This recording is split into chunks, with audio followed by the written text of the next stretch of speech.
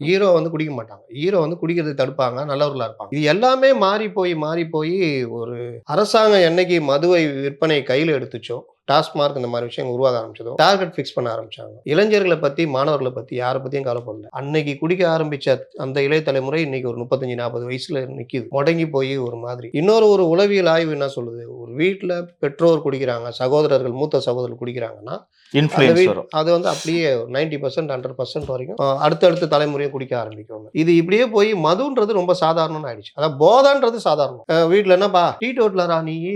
அப்படி கேட்கிற அவன அளவுக்கு வித்தியாசமா பார்க்க ஆயிடுச்சு. ஆமா. ஆரம்பிச்சுட்டாங்க. என்ன எந்த பழக்கமும் இல்லையா?